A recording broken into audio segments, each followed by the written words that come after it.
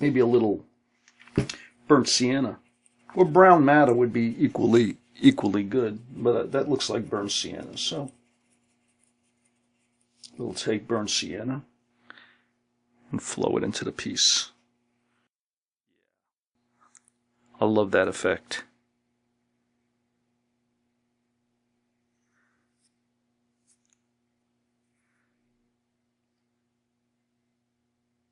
What's happening in the back? Yeah, there we go. It's sucking in.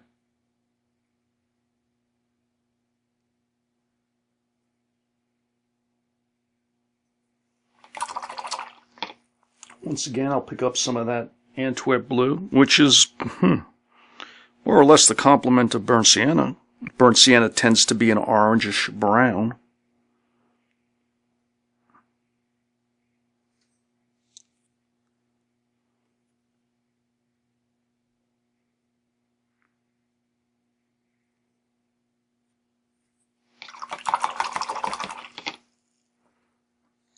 And just to create variety, although I painted the whole thing, but to create variety, we'll work in some of that red. Yeah. Okay. I'm going to leave it alone. I'm going to let it dry. The very final stage will be the application of the varnish, which I'll do in a bit.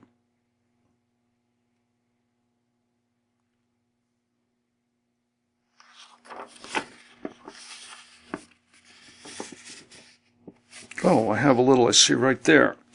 Pay attention to this, guys. I have a little bit of paint that has worked onto the surface. So what I'll do, you don't have to go crazy when that happens. You just take your finger, make sure you examine it before it dries, and just wipe it off with your finger. That's it. Notice how I push out like that.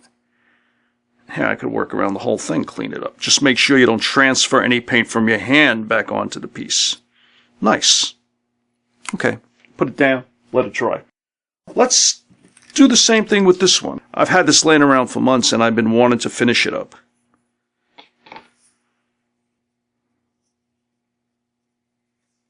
So I'm dampening it. Why do I dampen the edge? It allows the paint to flow on the edge. For some reason, if you don't do that, it's difficult to work the watercolor into the edge. But when you do that, the watercolor will flow nicely. Now,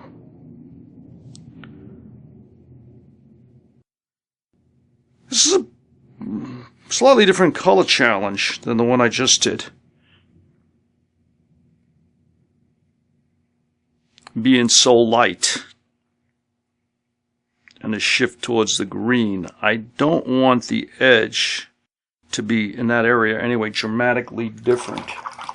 So maybe I will grab a little yellow. This looks like Winsor yellow medium, and I'll flow it in. Yeah, for some reason, working in the yellow, I like this piece.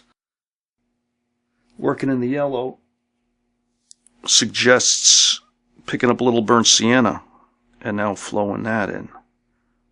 Oh, I like that, yeah. The burnt sienna is complementing what's going on in the piece here.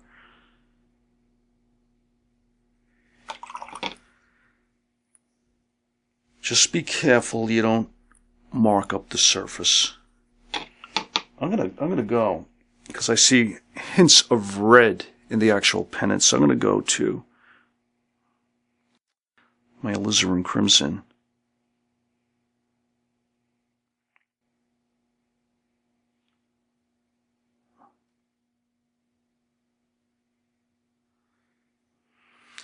Okay, that's finished.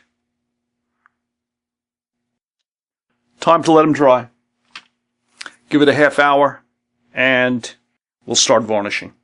I'm ready to varnish and finish the pieces. I rigged this box. You can see there's some varnish dripping on the bottom, like from previous pieces that I constructed. These are shish kebab skewers, and I could hang jewelry in here to let it dry. There are all kinds of ways I can use this. It's a very effective tool. Now, this is fairly simple. I'm just going to paint them up and place them on the shish kebab skewers so I minimize my surface contact. I don't want these pieces sticking to anything. And another little thing I do, I'll often cut a piece of wire, sort of making a handle, and I'll stick it into the channel. There's the wax. Early on, let's see if I can get a nice shot of this.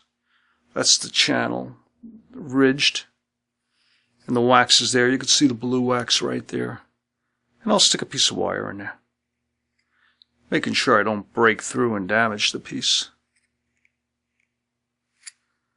So now I have a way of holding it when I varnish it.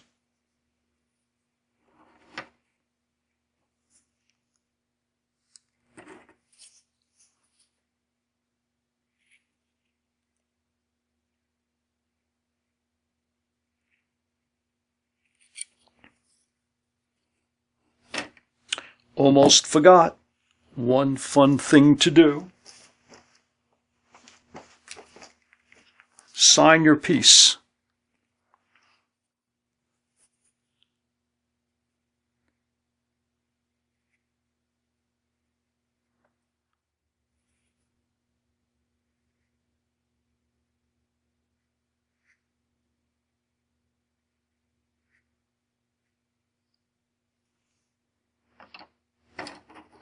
Let's varnish. I'm going to use one of my watercolor painting brushes. Nice soft brush. I'll get beautiful layers of varnish. And I use polycrylic, Polycrylic,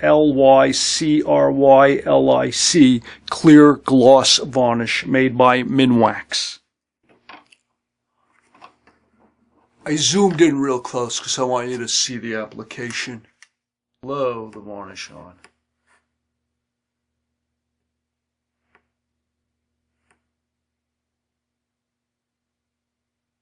Now I can.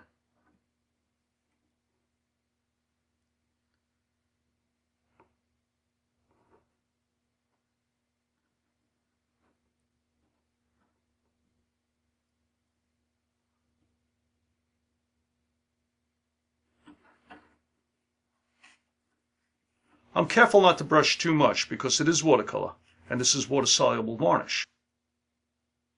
I don't use anything other than water-soluble material because the other stuff is just so toxic. Sometimes it's easier for me just to grab the thing and make sure I have a nice even coat. And I do.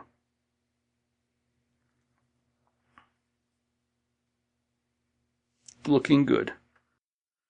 Well, actually, it's not looking that good. The first layer is going to suck in, it's going to seal the paper, it's going to be motley in appearance, and, you'll be horrified if you've never seen this before.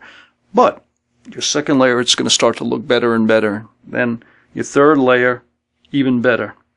The back I'm going to save for last. Let's put that one down. And varnish this one.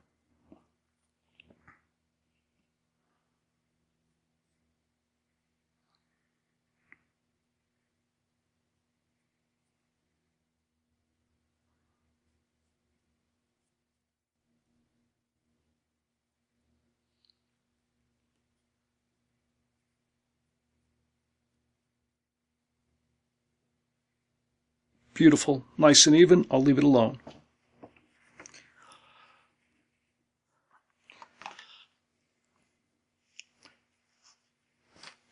The first layer of varnish is dry. I've taken it out of the oven. It's been sitting here for about 10 minutes. It's cooling. After it cools, I'll just very lightly with 400 grit sandpaper, remove any roughness. Sanding it after the first hardened layer of varnish is applied results in a very fine edge. Much finer than you could possibly achieve on the raw paper, because the varnish actually hardens the surface a bit. But you want to be careful. You don't want to sand, you just want to buff it slightly to take away some of the raised areas. Too much sanding will get right down into the paint.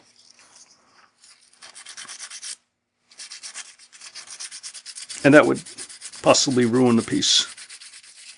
Okay, I'm going to continue to build up a few layers of varnish, and that's the process. Varnish it, let it air dry, then place it in the oven. The oven's only at 150 degrees. I'm simply using that low level of heat to rapidly cure the varnish and accelerate the varnishing process.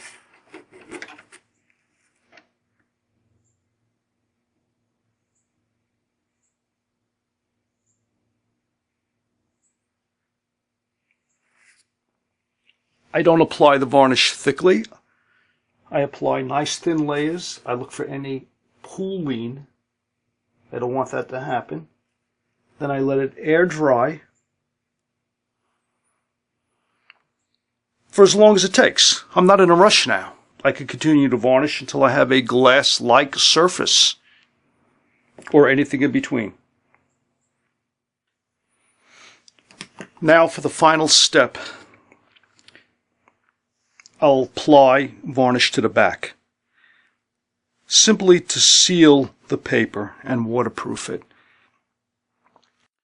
The top layer of paper has been coated with about 3 layers of varnish. Between each layer, I lightly sand it with 400 grit sandpaper. I also took the opportunity of lightly sanding or buffing the edge each time. That got away any little things that was sticking up and really smoothed it out nicely. The wax is still in place. It's been sealed in there with the varnish. And of course the very last thing we'll do is remove the wax, and I'll show you how. But first things first, let's get our final coat on the back of both pieces.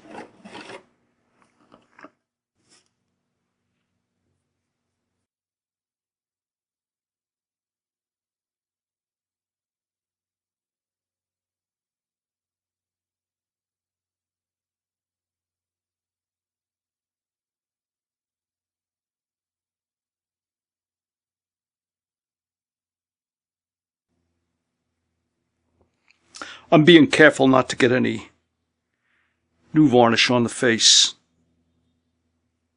Okay, that's good.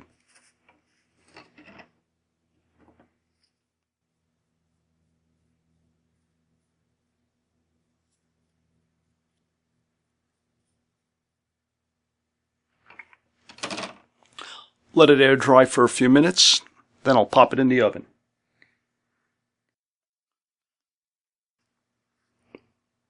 The pieces, the faces have been baked, as you've seen me do. They are hard as a rock now. The bacon actually cures the varnish and hardens the varnish to a very high degree. If you simply let it air dry overnight, it would never be this hard the next day. Maybe after a year of aging it might be this hard. But now I can lay it face down on a piece of paper. This is what I do. I make these paper trays and slide it into the toaster oven. Back is wet. I'll put it in there for a few minutes, let it dry, and then the very last step is to melt out the wax.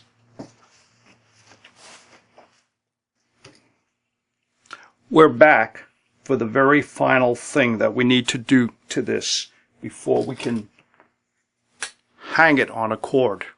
What I want to do is take a piece of wire and break away any varnish.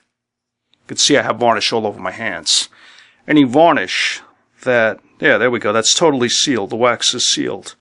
So no matter what temperature I raise the oven to, the wax will not come out unless I do what I just did. I've created an opening for the wax to flow out of. Same thing with this piece. It's sealed. Now I'll poke a hole in it. This is even more thoroughly sealed, but it opens easy.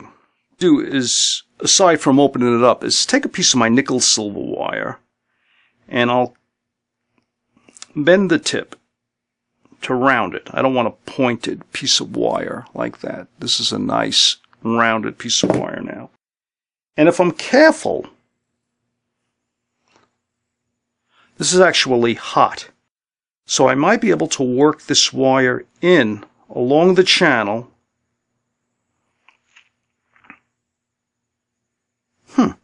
I can, because the wax is hot and easily penetrated. Although I can't push it with my hand, I'll have to push it with a pair of pliers. Ah, there it goes. You see? It poked through.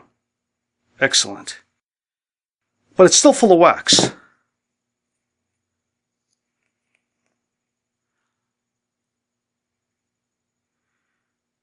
The reason why I do that is the metal conducts the heat really fast and will provide a surface for the wax to cling to and flow out, so it'll facilitate the melting process. I didn't have to do that, but it helps. Both pieces are now prepared. I didn't have to do that. I just went that extra step. Sometimes it's smarter not to do that, so maybe your first time around, you don't want to mess around with it too much. You want to open it up, of course. You want to poke a hole in the varnish that's covering the wax and melt it out. And then you could thread something through it later. Place my pieces on a piece of paper towel. Sometimes I like to angle it so the channels are facing down. That'll allow gravity to kick in. Actually, that's what that wire is good for. It allows me to kind of prop them up a bit. It'll allow gravity to kick in and the wax to just ooze out. And I'm going to put them back in the oven. I've decided to show you what my simple toaster oven looks like. I have a much fancier one at school. I actually use a convection oven at school, which is beautiful. I don't have to preheat the oven. Since it's convection, it has a fan that blows the air around, and immediately the temperature is stabilized. I don't know if you could see, there's a lot of reflection on this. Let's zoom in. Oh, I'm getting the reflection on the glass if you can. Oh, there we go. We see the pieces now. There they are. See, I have that one nicely propped up. The other one is laying flatter, but it's at a good angle. And I heat the oven to about 200. I try to keep it under the boiling point, but sometimes I accidentally go over. And I think this is over. I think this is about 250 degrees. And I leave it in there until I see the wax collecting on the paper towel. And, oh, there it goes. Look, beautiful. Do you see that? Do you see what's happening? It's dripping out. Oh, this is great. You see the process as it's happening. I didn't expect that. But it's dripping out, and we're going to be left with a cavity. The cavity is the channel that you can thread whatever it is that you want to hang your piece on. Beautiful. See that? Look at that. You see that big blue thing now? That's the wax.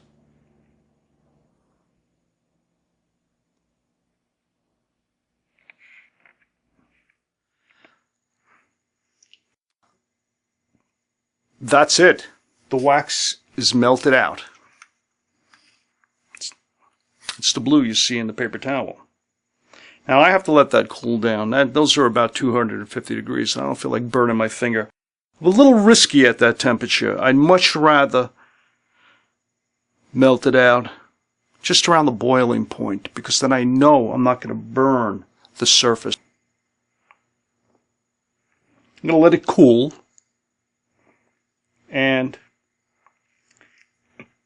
do some final adjustments, show you how to thread your cord through it, and that's it. A few minutes have passed, they're cool.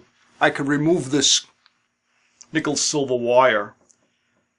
Actually, the nickel silver wire could be used to thread the cord through, but sometimes that creates more problems than it's worth doing. So I'm going to remove it. I'm just going to get it out of my way. Plus, I may want to sand the side a little bit more where the wax was. I do. Wow, those channels are big. I'm not going to have any problem threading into this piece. See the size of that opening? Nice piece.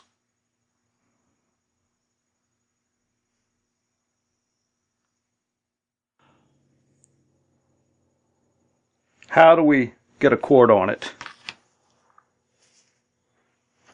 For this, for demonstration purposes actually, I'm going to use this black jewelry cord that you can buy at a craft store. And it actually comes in a lot of colors, different colors, so you can color coordinate what you're doing.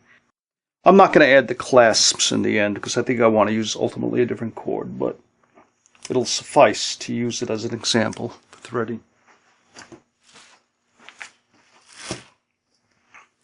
To thread cord through the piece, I take a piece of heavy fishing line, heavy nylon fishing line, and this is heavy. This may be 80-pound line that I bought in a sports store. A spool of it. It's great stuff. And what I'll do is fold the cord, the fishing line, and then squeeze. Yeah, can you see that? Bring it close. Squeeze that with my flat nose jewelry pliers. Look what I just did. That's flattened out. The final step is to thread the jewelry cord through the pendant. Now, how do you do this? You couldn't possibly push it in. What I do is I take the crimped piece of 80-pound fishing line. It's rather stiff, and I work it in to the channel. Like so. Sometimes, if it resists, you can grab it with a pair of pliers and push it through like that. But as you see, it's worked its way in very nicely. Now I have a loop. That's what why I bent it and flattened it. A loop which I can easily thread my cord through and pull it through the piece of jewelry. Beautiful, look at that.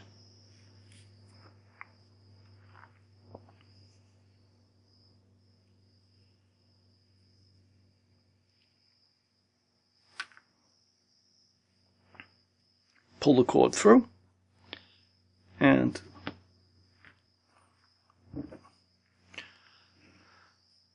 it's finished for the most part. I still have to determine how long to allow it to hang and attach some kind of ending to the piece. I could end it with a wire clasp. I do have a video posted on YouTube showing how to do this. You could also finish the ends with a toggle clasp like this. This is very nice, and it actually complements the paper pendant. This part is made out of paper, and this is a piece of bamboo. Very effective. Hope you enjoyed the video.